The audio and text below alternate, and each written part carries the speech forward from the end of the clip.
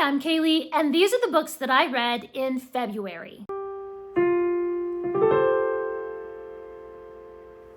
I was really pleased with my February reading. I got so much momentum going in January, and that just carried over into the month of February. And I was just really excited about all the books I was reading. Before we dive in, I'm going to reach back here to our Booktuber Shoutout book, and we're going to shout out somebody randomly. Today's shout out goes to Risha at For the Love of Classics. I will leave a link to their channel in the description. Be sure to go over and subscribe to them. And if you haven't already, please do subscribe to this channel and give this video a big thumbs up if you enjoyed all of your reading in February. And be sure to follow me over on Goodreads and Storygraph and Instagram and all the places. I read 14 books in February. I read 3 classics, 3 children's books, 3 middle grade, 2 nonfiction, 1 fantasy, and 2 YA books. As always, we're going to start with the classics because I know that's what everybody really cares about. Because February was the Febregency readathon, I read Sir Walter Scott's Heart of Midlothian. I've already done a whole other video all about my thoughts about Heart of Midlothian. I loved it so much. There were just so many layers to the story and really complex characters. And it just reminded me why I love Sir Walter Scott so much. So be sure to go over and check out that video. And I also did a video doing Google autofill questions about Sir Walter Scott. So that was kind of fun, just learning a little bit more about one of my favorite authors. I also reread The Wind in the Willows. There were a couple of nights when I had insomnia and I couldn't sleep, and I found a really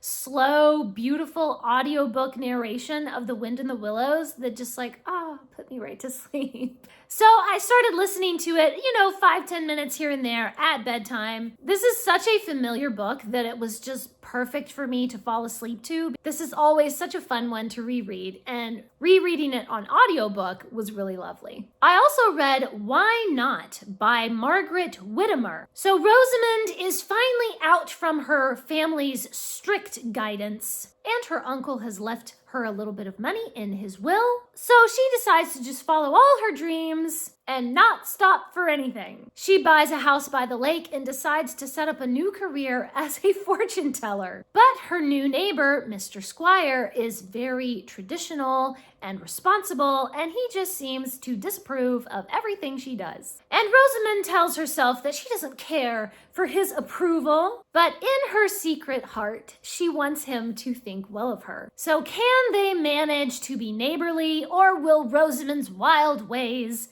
tear them apart? I just loved this hilarious book. The whole story is completely ridiculous and silly. It's absolutely delightful. The romance was so sweet. And I really like all these wacky supporting characters who come to Rosamond for advice. Rosamond is flighty and frivolous, but she has her own brand of wisdom too. And she has a good and generous heart, and she loves to help others. She just refuses to be restricted by what other people think is sensible. This book is altogether delightful and fun, and I gave it 4 stars. I also finished reading a daily devotional book about hymns. So this is volume 1, and I also have volume 2 that I'm going to be reading soon. This book gives you a traditional Christian hymn or song to read each day. And of course, because I'm a musician, I was singing along as I would read it. And it tells you a little bit about the story of the composer or author of the lyrics. And there are some Bible passages to read and a little place to write down some of your answers to the little prompts, or to maybe write down a prayer. As a musician,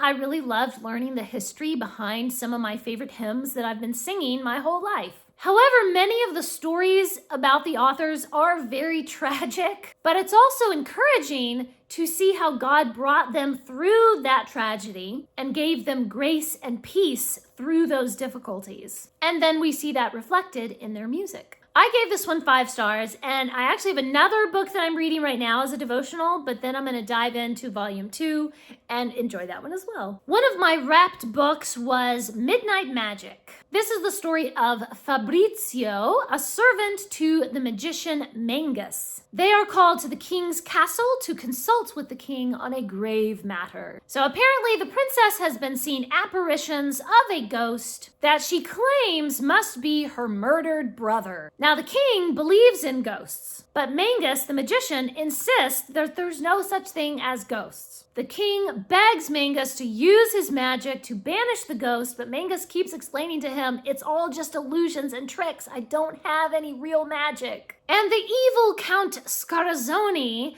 has his own political reasons for wanting this ghost banished. So Mangus relies on Fabrizio, his lowly servant boy, to spy around the castle and hear the gossip of the servants in order to figure out what is actually going on. I just loved this really fun ghost mystery. The writing is really fast-paced. There's a lot of red herrings. And I really loved Fabrizio's character because, as his employer says, he is both really dumb and really clever. He's very superstitious, and like the king, he believes in ghosts and magic and tarot cards, even though Mangus assures him that all those things are just fiction. But when Fabrizio is working to help his master decipher what is going on in this castle, Fabrizio can be rather clever. I gave this book 4 stars. It was a lot of fun. I also read The Morning Gift. Ruth is desperate to get out of Vienna when the Nazis march into Austria. A friend of her father's offers to use his British passport in order to get her out of the country. But in order to get her name onto his passport, they have to be married. So Quentin and Ruth agree to a marriage of convenience, and they plan to get a divorce once they're safely in England. However, it's not that easy to get a divorce or an annulment. And while they're waiting for the lawyers to sort things out, they keep their marriage a secret, and Ruth plans to continue her college education at the same college where Quentin is a professor. So of course they are thrown together quite a lot. There were some things that I liked about this book and some things that I really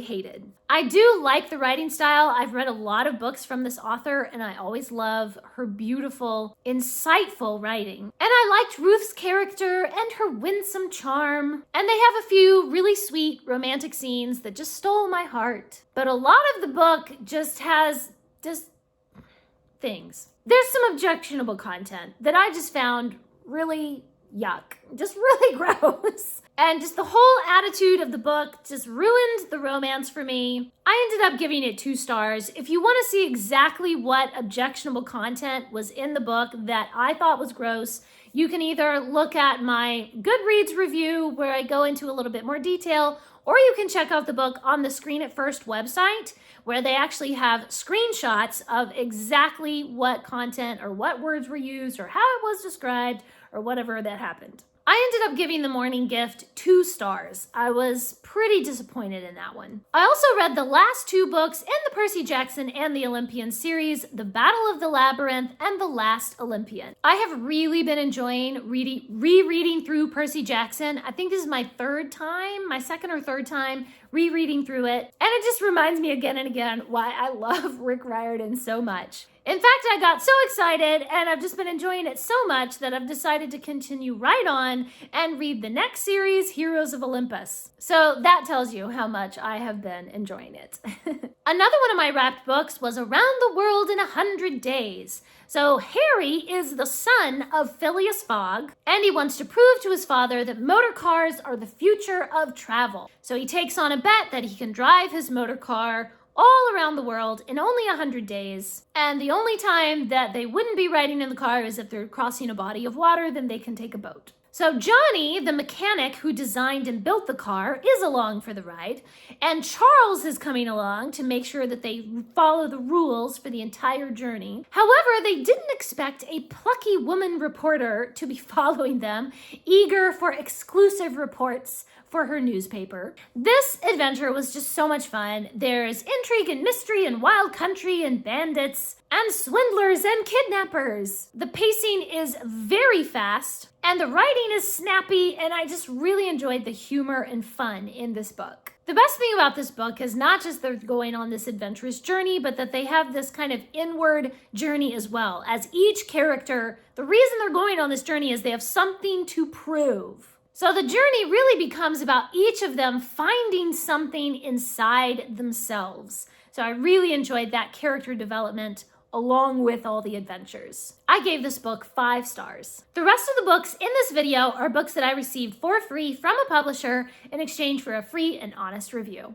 I read The Bookshop, A History of the American Bookstore. Throughout American history, throughout all of history, the books we read have shaped our culture, our politics, and our collective imagination. And this book gives a broad overview of the history of bookstores and booksellers in the US. And we get little anecdotes and close looks at bookshop owners and different types of bookstores throughout history. So this goes all the way from Benjamin Franklin to Jeff Bezos. It's kind of a wild ride. There are chapters about tiny indie bookstores and big, huge bookstore chains, online bookstores, feminist bookstores, mobile book vans and street vendors who sell books. There's even a chapter about communist bookstores and Nazi bookstores that housed dangerous Nazi radicals before World War II. So history is kind of insane sometimes. And some of that drama happened in bookstores.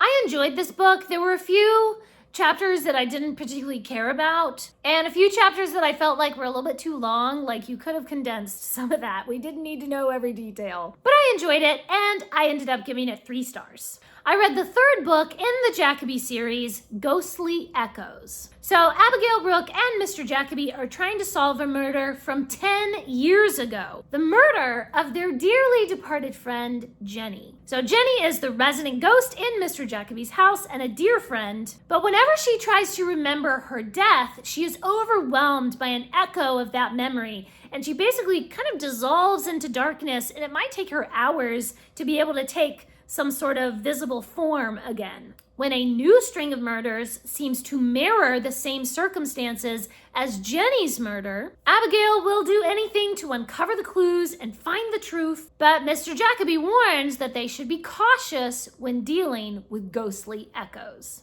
I just love this book so much. I have continued to love the expanding world building. We get to meet more and more supernatural creatures. I especially have just continued to love the detective partnership of Mr. Jacoby and Miss Rook.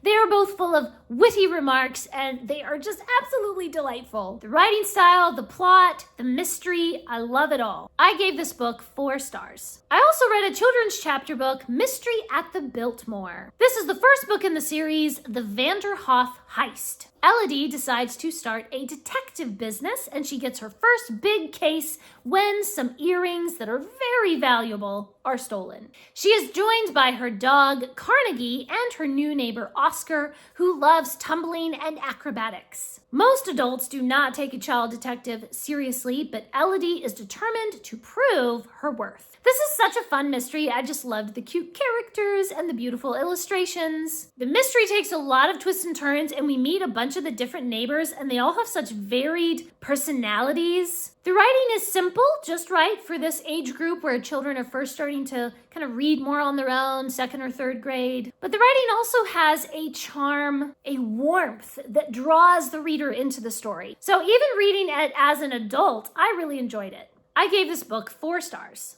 I also continued reading the 3rd book in the Adventures of Penguin and Panda, Winterfest. So I've already read the first 2 books in this comic series, and it was just so cute, so adorable to get into the 3rd book. In this book, they try some winter sports. They have to find the perfect Christmas tree, and they have to get a long list of holiday activities done. This graphic novel, or comic, I guess, is split up into different chapters where they have some sort of little adventure, and they learn about the delights of friendship. I gave this 4 stars, completely adorable. And I read One Wise Sheep, an untraditional Christmas story. So when the shepherds go to see the baby Jesus, the sheep are left alone in the pasture wondering what is going on. And the sheep hear rumors that a baby has been born. So they decide to go and see for themselves, but they are a little confused. They have heard that the baby is a girl, and they get into all sorts of silly situations on their way to Bethlehem. But no matter what happens, the sheep always stick together. This book is really funny, and the sheep are just hilariously stupid.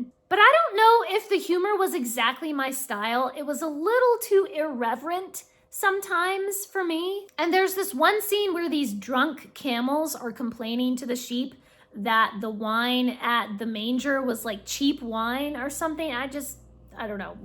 Why would you put that in a children's story where the camels are drunk? That doesn't make any sense to me. And then at the end of the book, the sheep decide to lie to everyone about seeing the baby Jesus. So they get to the manger too late, baby Jesus is already gone, but they decide we'll just lie to everyone and tell people that we saw the baby. And there are no consequences for their deception. They lie to everyone and they get away with it. So that just blows my mind. In a book that's literally about the birth of incarnate truth, why would you have people lying and getting away with it? This just doesn't make any sense. So I don't know what was going on with this book. I ended up giving it 3 stars. I don't know. And those are the books that I read in February. Please leave me a comment and let me know what are some of your favorite books that you read this past month. Thanks for watching. Please subscribe, and remember, the right book in the right hands at the right time can change the world.